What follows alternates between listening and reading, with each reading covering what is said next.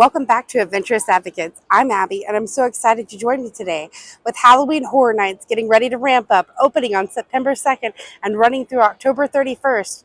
Today, we're here to talk about what to do if Halloween Horror Nights gets a little too scary for you. I know that there are a lot of people out there with autism, PTSD, and anxiety issues that may want to try Halloween Horror Night, but be afraid of what happens if maybe it turns out to not be a good idea for them. So we're going to talk to staff, we're going to talk a little bit about the houses, and have a lot of fun on the way. Come on, let's have an adventure.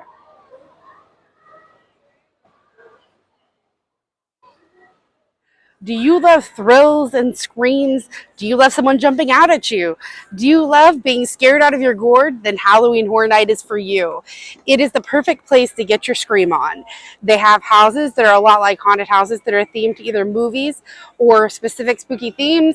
They have scare zones with live actors. So say it's paired to a vampire house, then they will have different werewolves and vampires and different things like that, barking and lunging at and trying to scare the people walking by, all for fun, never to harm. So they also have spooky music and also spooky lighting to kind of get you in a mood, make you feel kind of creepy, so you really, really enjoy the scare.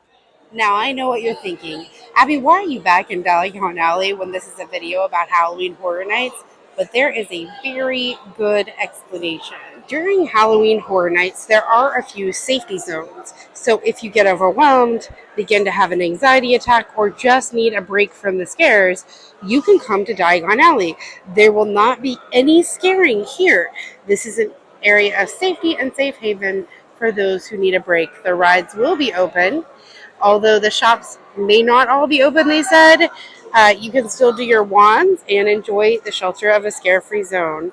So another thing to keep in mind is that accommodations are provided on a person-by-person basis. When you first get here, it's a good idea to go to guest relations and let them know your specific accommodation needs, and they can work with you individually.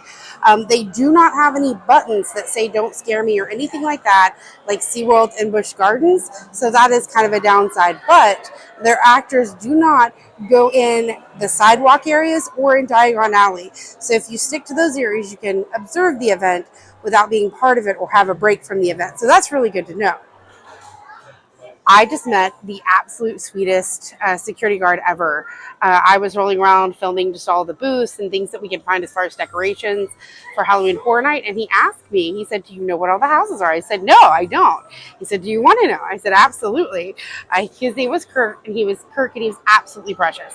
He said that there's going to be, the weekend's going to have a house. There's going to be a general Halloween house, that there's going to be a Freaky Friday house, and that there's going to be a Monsters Cafe house that has the werewolf, the mummy, and Dracula all in one house.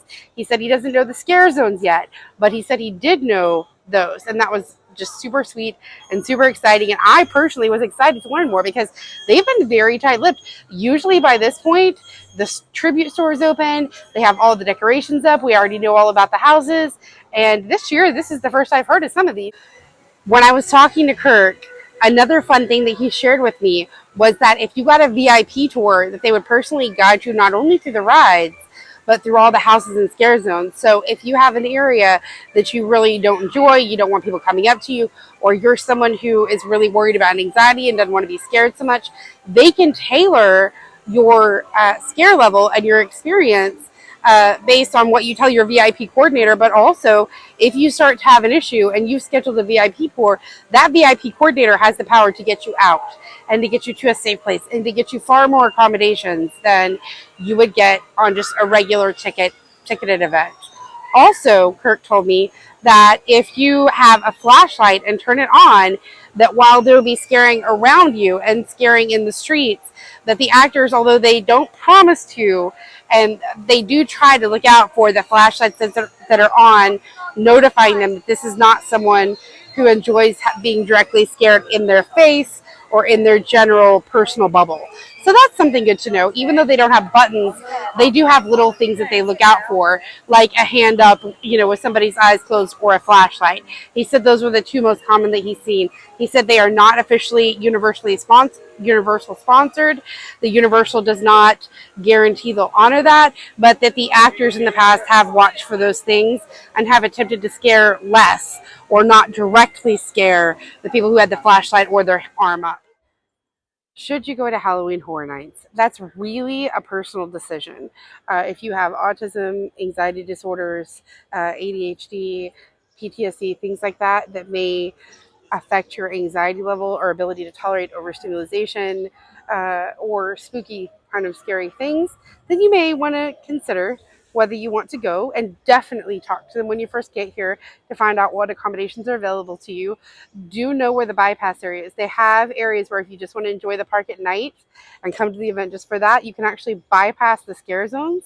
So make sure you know where the scare zones are. They'll let you know when you first get here if you go up to guest services.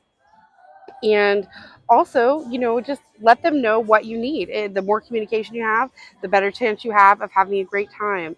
These scare zones do not sound all that scary to me this year.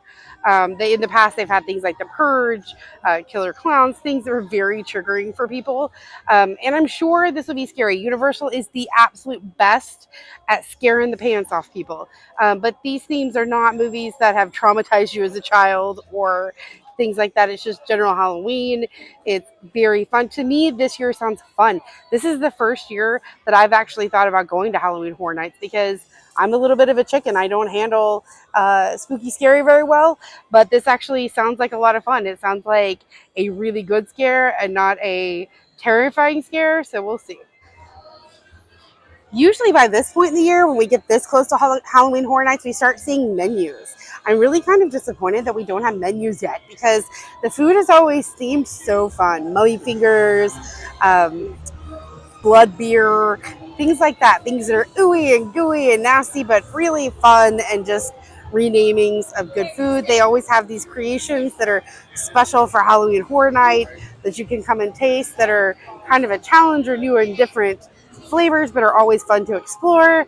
And so that is one thing. Even if you don't like haunted houses, you can always just come ride rides and taste some yummy food that is kind of gross themed. So that's always just a different way. There's so many different ways to enjoy Halloween Horror Nights.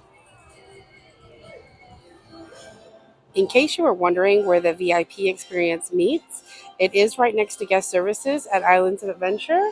We are right next to the entrance. You just turn and you walk right over here to guest services, and they'll meet right there. You can book at your VIP experience in there, or you can call on the phone and make reservations. I also believe you can do them online, but probably the best way to do them and the easiest way would be either in person at guest services or on the phone. We have had a frighteningly fun time learning all about Halloween Horror Nights, checking out all the decorations that are up, discussing the houses and scare zones, and also looking at all the different ways that you can enjoy it and explore it with your specific needs and issues in mind. So I hope this answered all your questions. Believe me, we'll check back in on the progress and see Halloween Horror Nights again soon. And until next time, stay adventurous.